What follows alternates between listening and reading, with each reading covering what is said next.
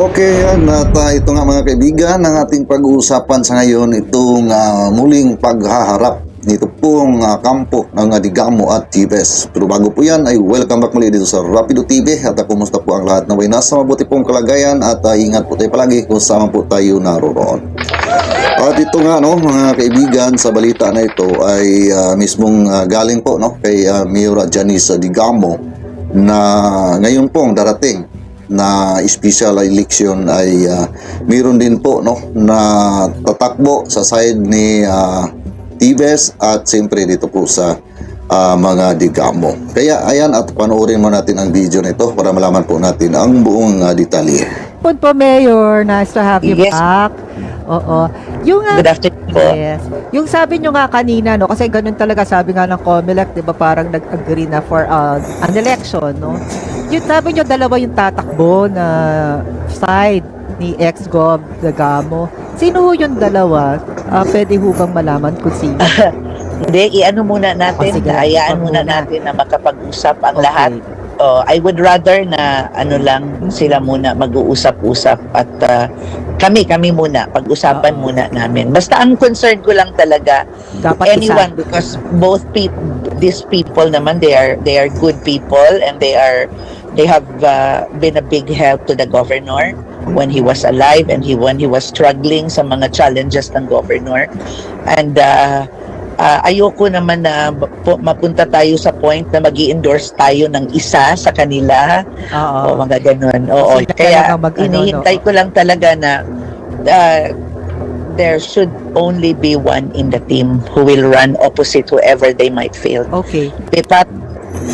Ayan mga kaibigan. So dito po sa side po ng mga Digamo, sabi nga dito ay mayroon daw dalawa na balak po na lalahok dito po sa darating po na special election. So mahirap po pagka ganyan mga kaibigan. So tama naman po ang sabi po ni Mayor Janice Digamo na ay dapat ay isa lang dapat ay isa lang ang tatakbo sa kanila pong kampo na sa mga Digamo which is ay para po maging doon po ang ating pong mga kababayan dyan sa Negros sa 3rd District na makapokus sa tao na iyan. Dahil pagkadalawa po kasi ay ano po yan mga kaibigan. So tama po na isa lang dapat sa kampo po nila para mas makapokus ang ating mga kababayan. So talaga we can go all out in our campaign kasi kakailanganin din po yun Meron ho ba sa kabila naman, kunyari yung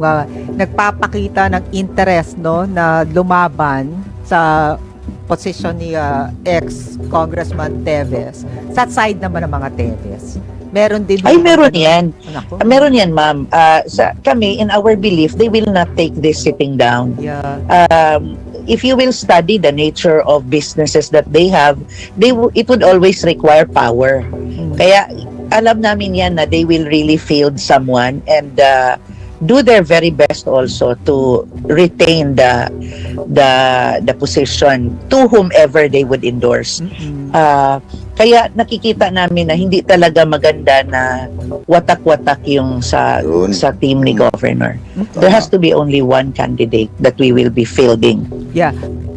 So tama po mga kaibigan, dahil lalo na dito ay muli po nilang makaharap dito po sa darating na special election ito pong mga Tibes. So dapat po ay talagang magkaisa po ang kampo po nila sa mga Digamo mga kaibigan So which is ay isa lang dapat ang lalahok po dito po sa darating na special election. Tama po yan. Pero sa mga iba pa po dyan, kasi right now is like there's a side of the Digamos, and then sabi nyo nga, medyo talaga namang rin yun, na talagang meron din sa side ng mga Teves na tatakbo dyan. Meron How po yan. about somebody or another na iba na hindi sa side ng Digamo, hindi sa side ng Teves? Meron na ho kayo narinig na gano'n? Yung parang bagay neutral siya, yung nasa ibang siya.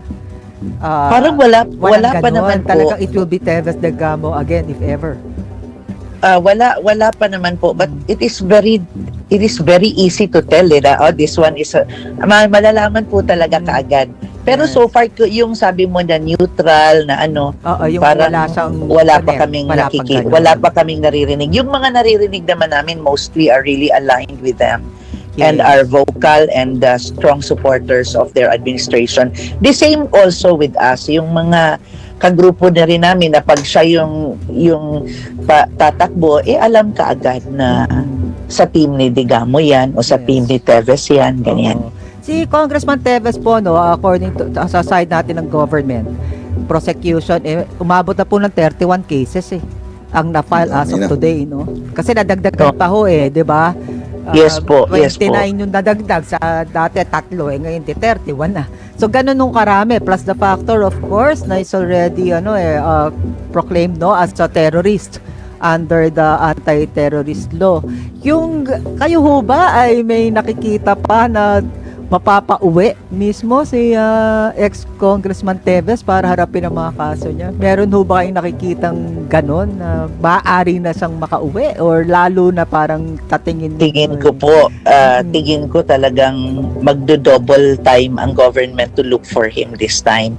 Bluff lang naman niya yung una na kunwari wala naman siyang kaso pero ayaw niyang umuwi. Lalo Ngayon, na we are 31 really hoping na cases. talagang mahuli, ma'am. Talagang mahuli. Yeah. Pero sa, Yun pero sa tingin nyo lalong mawawala ka. Kaya nga, minsan ma'am, naiisip namin sana yung pag hinuli ng labang at napatay na rin para parang Mabuti pa nga. amanos na tayo. Tapos Pinatay na si Gove, Oo. patay din sila. ay, Ganon. Mayor, So, yan no, mga kaibigan, no. Patungkol po dito, no, balikan natin itong darating po na special election ay tama po naman, no, ang plano ni Mayor Janice dito na dapat po ay iisa lang po, no, ang tatakbo sa kampo po nila. Lalong-lalo na po, ito pong kampo ni Tibes ang muli po nilang makaharap po dito, no, sa darating po na special election. So, para po hindi magkawatak-watak, tama po yan, no, isa lang po dapat. At dito naman po, no, sa sinabi na patungkol kay dating congressman na si Arnie Tibes, mga kaibigan, na yun nga, no, parang itong si Mayor Janice Digamo ay gusto daw niya na pagkahulihin po ito ay manglaban, no. Mas maganda po, no, kung gagawin yan ni Arnie Tibes, mga kaibigan, no, para ay diretso na ang hatol, no. Pero ay kung diretsuhan po naman na hatol na ganon, parang hindi din po niya masyadong mabayaran yung pong kanyang mga pinagagawa dyan sa Negros, mga kaibigan, no. Mas maganda talaga na ay mahuli po siya at makulong at doon po niya pagbayaran ang kanya pong mga ginagawa dyan na pang-abuso sa ating mga kababayan, pagpatay, no, mga kaibigan, kasi yun naman po talaga, no, ang nasa korte sa ngayon, no, yung mga murder na kaso, no, prostrated murder at homicide, no, dami po, no, halos murder po yung nakasampa ngayon. So ay maganda po na talagang mahuli po siya para po ay panagutan po nito, dahil ay kung mawala po siya bigla, yung pong sabi na manglaban, parang hindi na po niya maranasan yung ihirap na ginawa po niya sa atin pong mga kababayan, mga kaibigan, di ba? So mas maganda po talaga na mahuli po siya. Yun po ay para po sa akin, no, mga kaibigan. At sana po, no, sana po ay ang warrant of arrest na atin pong hinihintay ay lalabas na, mga kaibigan, no? Malapit na po matapos ang linggo na ito, wala pa rin po, no?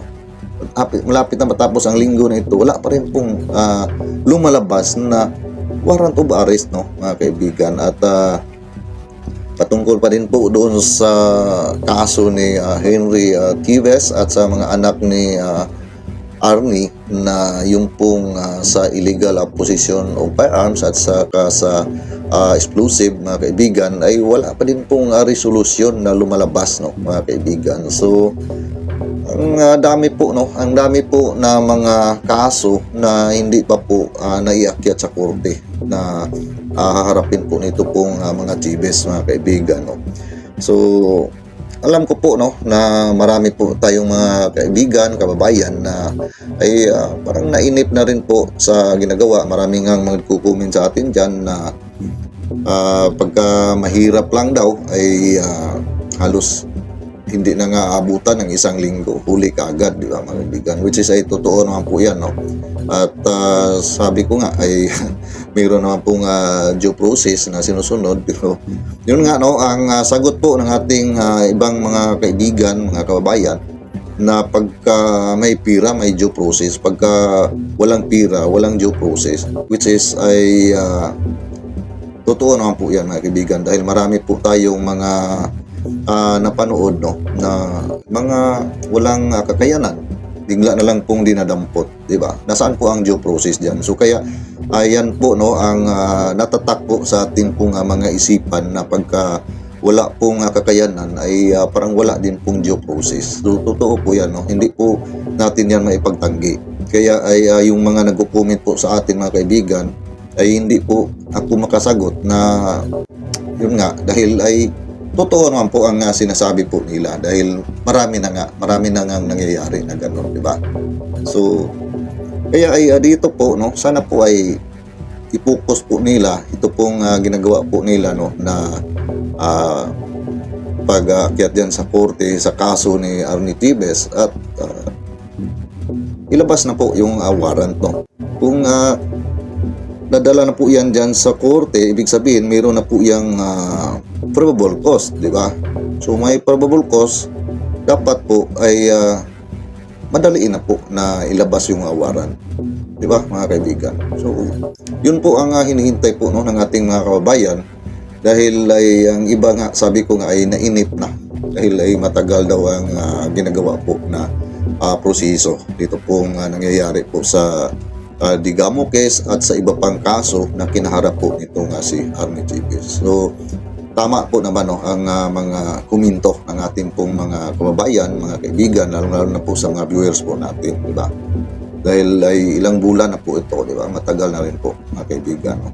Actually, yun nga ay sabi ay ginagawa po dahil ay may due process. Ay sa ganun po na sinasabi, mayroon pong mga umaalma dahil ay totoo, which is ay totoo naman po, no?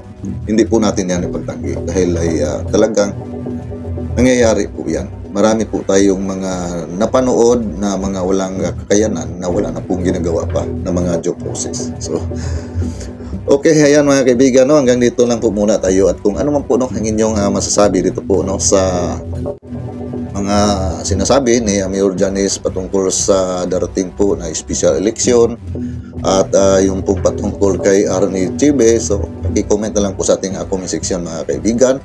At ako po muli, no, ay magpapasalamat sa inyong lahat sa inyong patuloy na pagsubaybay at pagsuporta dito sa aking YouTube channel at gayon man sa aking Facebook page. At kung nagustuhan po ninyo ang video na ito, paki-like naman po at paki-share. At kung hindi ka pa naka-subscribe sa aking YouTube channel at hindi ka pa naka-follow, ayan, paki-subscribe naman at paki-follow ang ating Facebook page. At see you po sa next video ko. God bless all of us. At mag-iingat lang tayo. Sana tayo naroon.